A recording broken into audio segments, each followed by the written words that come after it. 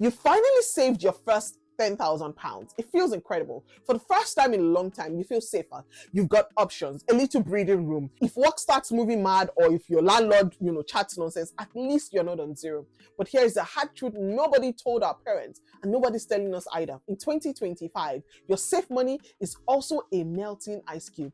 If you're in the UK, that £10,000 might be in a savings account getting maybe 4%, while your rent, food, energy, transport are rising faster. If you're in Nigeria, your bank might be giving you maybe 5% thereabouts, while inflation is at 18%, quietly destroying that your buying power. You are not just saving, you are losing purchasing power every single day. So, welcome to Wealth Motley, where we talk about money for Africans and immigrants in Nigeria, in UK, US, Canada, beyond, everybody who is working hard, sending money home, paying black tax, but still want to actually build wealth for themselves. Today, I'm going to show you 3 things. Why your first £10,000 is a turning point. It's not just a number. Number 2, exactly how I would invest it step by step using a simple 5-part split. And then number 3, the biggest mistakes that keep our community stuck at saver level instead of owner level. Now, this is education, it's not financial advice. You're still the CEO of your own money. I'm just going to show you a framework that's worked for me and what I think you can look at today. Now, for decades, we were drilled to save, don't waste money, do all of those things. And listen, saving is important, but nobody showed you the second part of the story, investing. Let me show you the difference with just one example. Imagine you had that £10,000 and you do nothing fancy. You just leave it in a savings account that is earning you maybe 3-4% a year over 10 years. Or you invest it and it grows at maybe just low 8% a year for that 10 years. Now, on screen, this is what it looks like. £10,000 at 4% a year becomes about 14,800 after 10 years. £10,000 at 8% becomes about 21,600 after 10 years. That's a £6,800 difference.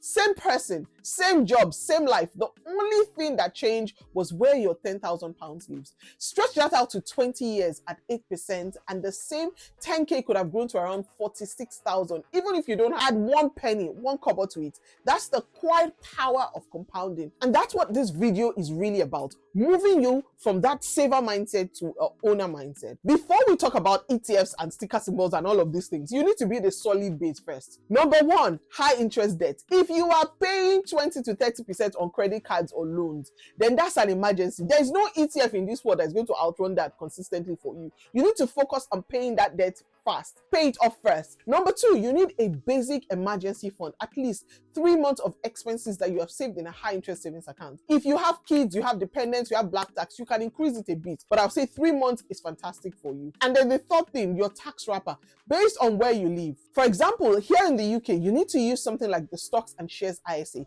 That is your financial armor.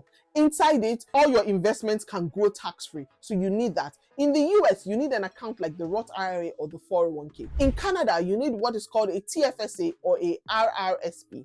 And in Nigeria, you're just going to use regulated platforms like Bamboo, like Truth, etc.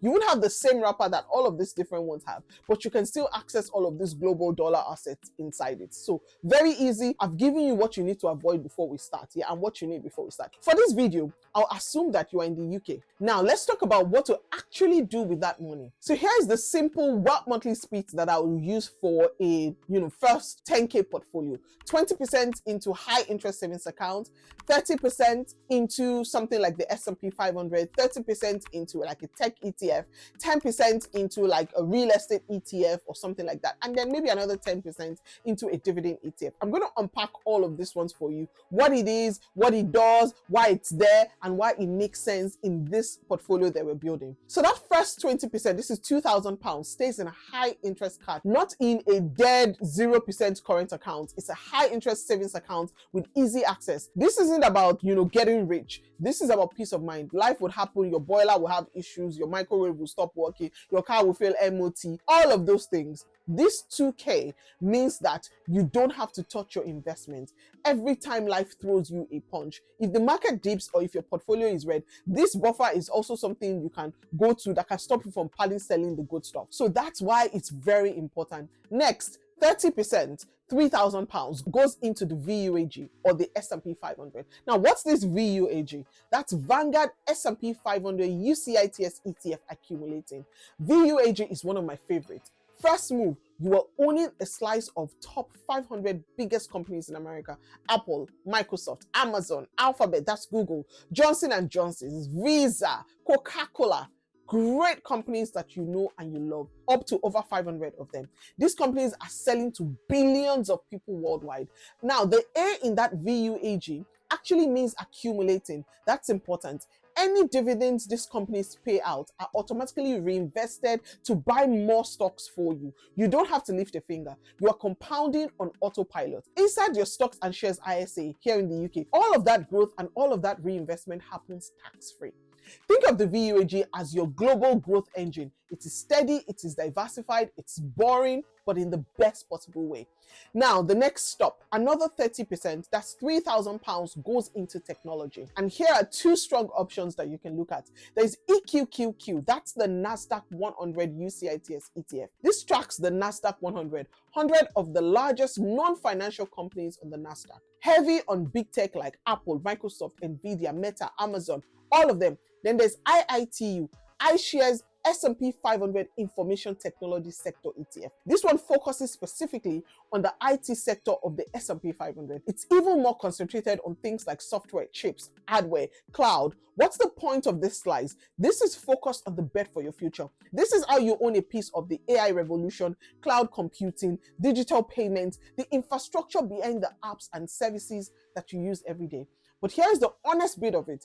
Tech is exciting, but it can also be wild. The same way that it can rocket up, it can also drop very sharply. That's why it's 30%. Big enough to move the needle, small enough that the crash doesn't destroy your entire old plan.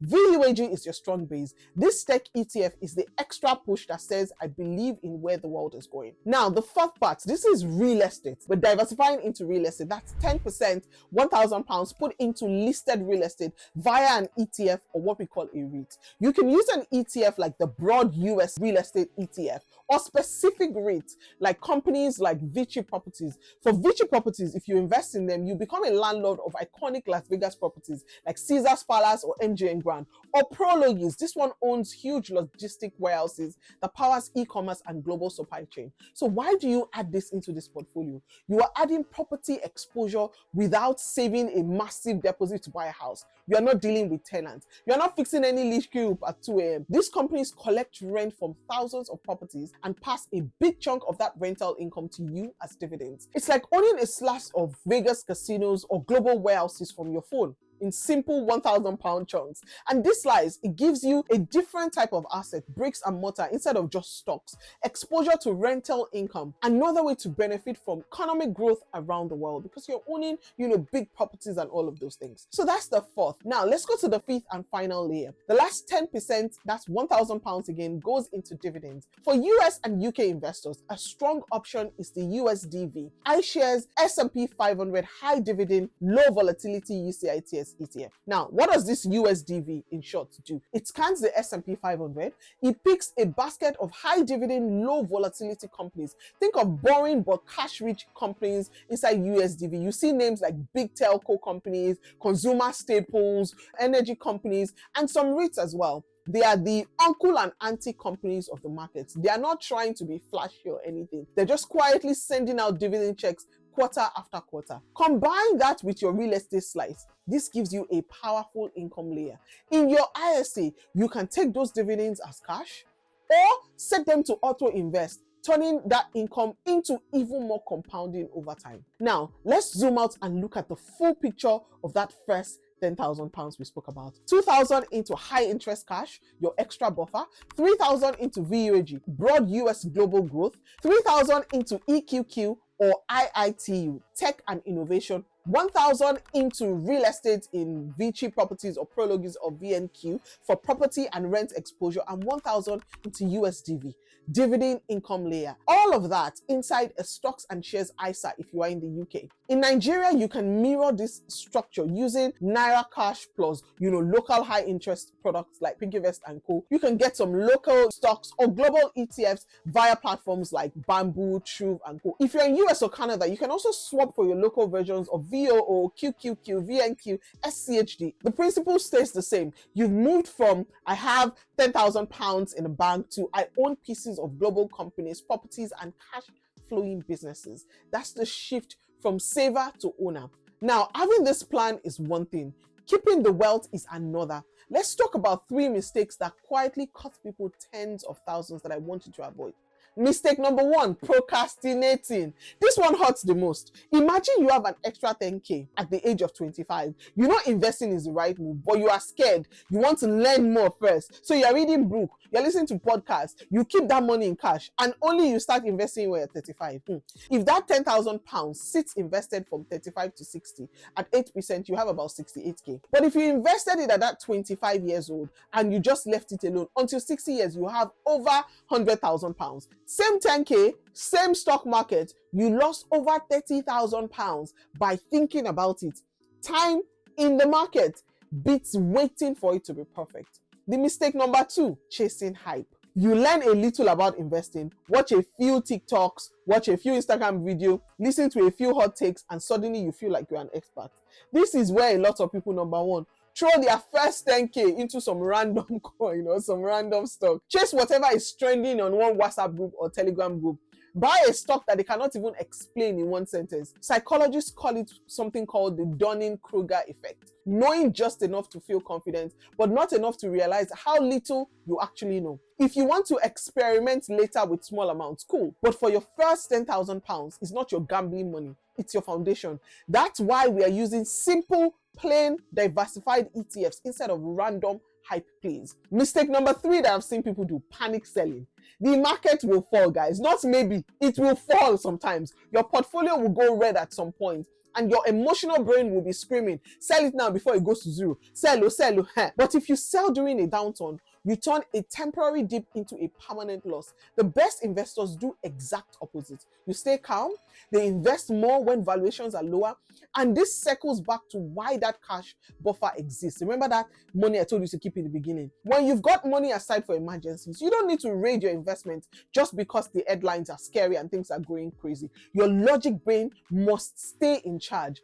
You don't have to do everything today, guys, but you can absolutely start today. Here's what I want you to do next. Set up that cash buffer I told you about. Move some money from your balance into a high interest savings account in your country. Very easy. Don't touch it unless there's a genuine need. Number 2, open your investment ammo. If you're in the UK, open a stocks and shares ISA on platforms like Trading 212, Free Trade, Vanguard, so many. If you're in Nigeria, US, Canada, open the right account in your own country. Number 3, plant a flag as a owner. Make your first small investment. It could be 50 pounds, 100 pounds, 10K into an ETF like the VOO or the VUAG. It doesn't matter. It's just the habit you want to do. Number 3, plant your flag as the owner. And to make it easier, I have created something very simple for you to help you to start invest. A simple ebook that helps and guides you. The link is right at the top of the description button. Download it, keep it as your roadmap, let it work for you. It's a free copy. Now, you could also join my stock class that's going to start. The link is also in the description box. It's very easy. Join the wait list. It will be amazing. You will learn so much going from thinking as a saver into an investor. Now, I want to hear from you.